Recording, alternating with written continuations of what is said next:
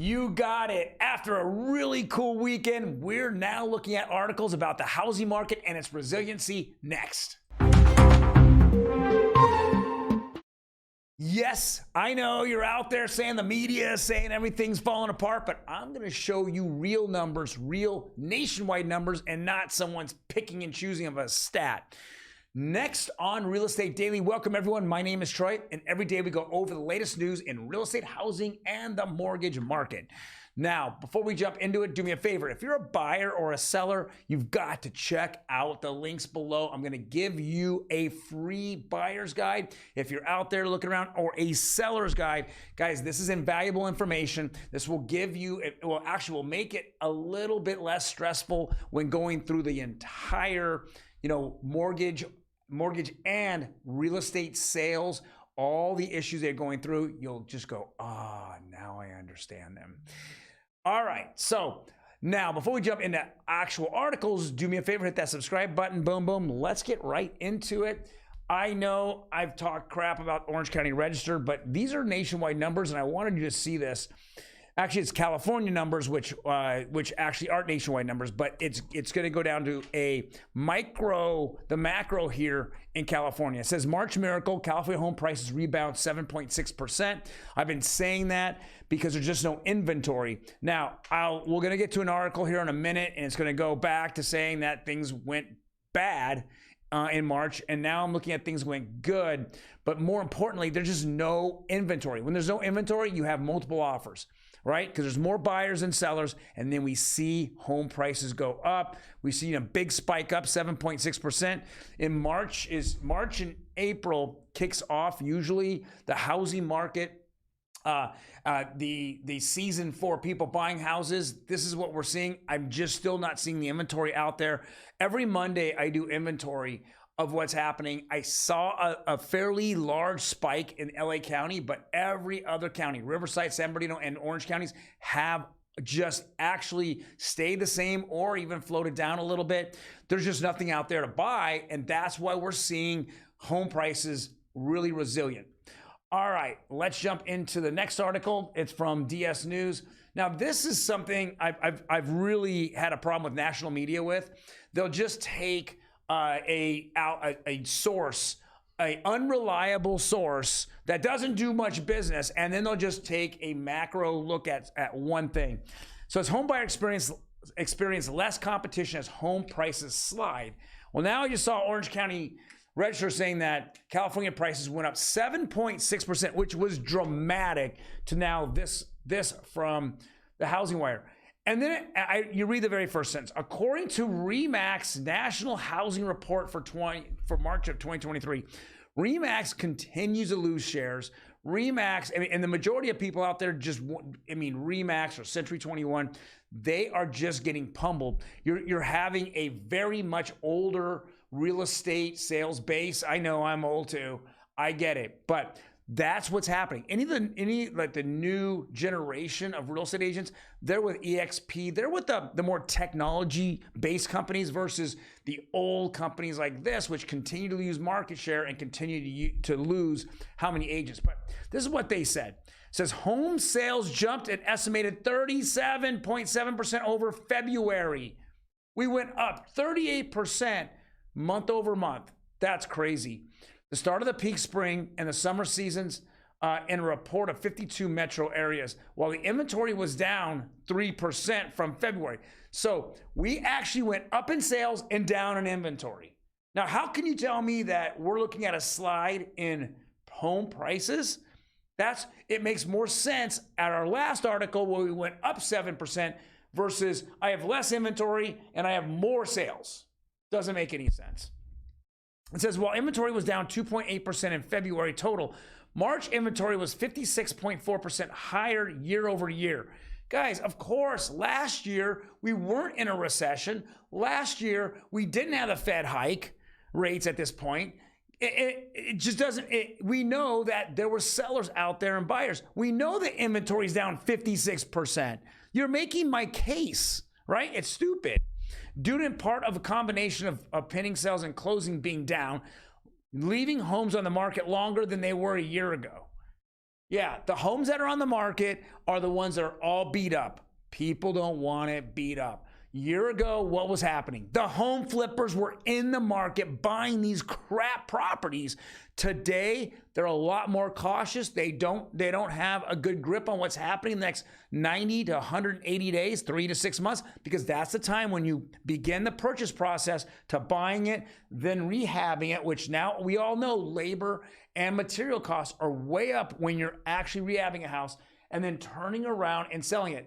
If you look at construction companies out there, where are they making their money? They're making their money on home rehabs, but not from a flipper or an investor. They're making it directly from the home buyer. Why? Because they can charge them more. A home flipper already knows where to buy product at and what the prices are. A homeowner doesn't know. So when they go in there and look at a kitchen, I've seen kitchens a ridiculous amount, $25,000, $30,000 for new kitchens. I'm like, dude, they made $20,000 off that $30,000 rehab. It's ridiculous. And that's where it's at, because the demand for rehabilitating from homeowners is huge. I have several buddies that are contractors, and that's all they do. They just overbid everything like crazy, and they're still getting people signing off and saying yes. So that's my whole point, is that you have investors out there who are not wanting to buy those houses that are all deteriorated, have major problems, and those are the ones that are sitting. Anything that's halfway decent and nice, they're getting looked at and getting sucked up pretty quickly. The right, next.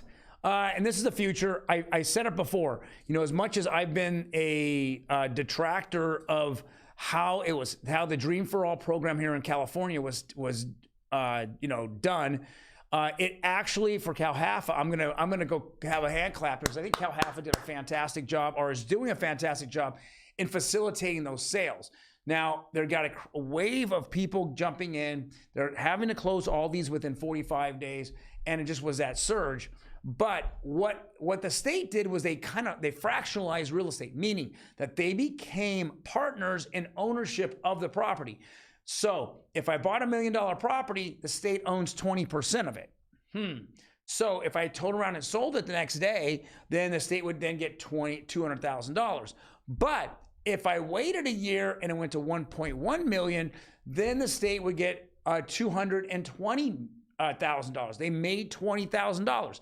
So it gives the state the incentive to continue this program and raising the value of the properties here in the state. There's so many reasons why. Well, number one, of course, you get property taxes. And here in the state of California, on a home typically built 1990 or earlier, it's about 1.1%. Now, all new home builds could be right around 1.6 to 2% out there. So that's what we're seeing here going on. And it makes sense. Fractionalized real estate. Well, here it is. People can now buy and sell real estate with crypto on what's being billed as the first U.S. Bitcoin property marketplace. Now, we've already seen, and I've reported last year, there was homes bought with Bitcoin and Ethereum, and then others were purchased with other cryptocurrencies. So we're already seeing that happen, okay? But the market's been down in 2022, and the market now is just, the crypto market now is starting to show some resiliency. I think that when the 4-year cycle, which is typically every 4 years, we go through the first year is crash. Second year, we see instability and volatility. Third year, we see the light of hope. And fourth year, we race to the top. So we're actually in the middle of year 2 at this point. So with that being said, I think in 2025, we're going to see a huge amount of homes being purchased with cryptocurrency. Investors that are out there who have held and then saw their, let's say Bitcoin, which was at 16,000 at one point, sometime in the fourth quarter of last year, now is topped off at 30,000, almost doubled. And the Bitcoin halving, which is a year from now, we're probably going to see in the 40s. We're seeing these guys take their crypto and buying real estate and real tangible assets. They're not putting it back into stocks and bonds. Those markets just don't have a high enough return. And then with that, what do you do with paper? Here, I can live in the property. So there's a use case for the investment. All right. Next article, new federal rule to subject good credit home buyers to higher mortgage fees. This has been a very controversial topic. People are now mad, and I just told them, who are you going to vote for? A year from now, you're going to be voting, right? Who are you going to vote for? So far out of this administration, we saw a renter bill of rights, and now we're seeing, oh, well, if you have suspect credit, I'm not going to say bad credit, suspect credit, we're going to give you the benefit of doubt, and we're going to lower your fees. But if you've worked hard to get better credit terms, meaning I should say better credit scores, then we're going to penalize you for doing that. And this is all this woke BS that we continue to see coming out of, you know, the White House, and it's only continually hurting their stance for future. And I just don't see it. If you're telling me that the people they want votes from and that are working hard to get their credit up and now saying we're going to penalize you for doing that, might as well just dump your credit. Well, now it just becomes a joke, right? It's becoming a joke. Getting your credit score up for most Americans isn't that hard. Paying bills on time show that you're a better credit risk than people who don't pay their bills on time, or who blow off their bills, or who simply get put in collections. So why are we helping those people out? Well, we found out that helping those people out in 2006, 7, 8, and 9 caused a housing crash and a recession in the United States.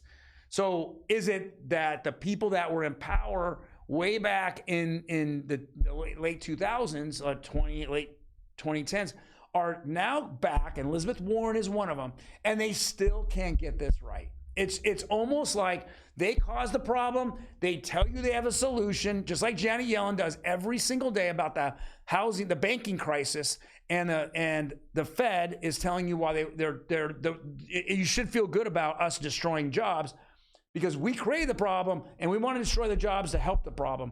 Now they're saying the same thing over here. It's all ass backwards. This is what we're running into. Guys, keep this in mind when you're out there voting, because if you're voting one way and they continue to hurt you in every investment opportunity that you have, they're just here to control your lives. All right, let's jump into the rates here. Looks like we saw a little bump up here in the 30-year conforming. Again, jumbo is just like this whole crazy slide everywhere. It's up 17 basis points. FHA's down 4 basis points. It looks like the real winner right now is FHA. It typically has been in the past, but it's shown, some poor, issues. To me, this is the bigger issue. The federal government is the one controlling Fannie and Freddie here. Okay, so Fannie and Freddie are the ones that are buying on the secondary market. If they can lower interest rates for you. Number one, if the Fed would pivot or stop raising rates and then announce it, guess what happens? These rates are going to dump down. So who's controlling these rates? Federal government, right? They're doing this on purpose because they just made a huge bad decision in 2021, made multiple bad decisions. And then they come out and they just punish the general public for it because of it. And these rates need to come down. Take them down into the 5s. There are so many people on the sidelines that are at the 4s and 5s. I tell them every day, if you want to wait for the 4 and 5% range for interest rates, you're going to see enormous amount of people get in the market, and you're going to see prices go straight up again. I know all you out there saying, oh, it's not affordable now. It's not affordable now. How are we seeing sales up 37% month over month from February to March?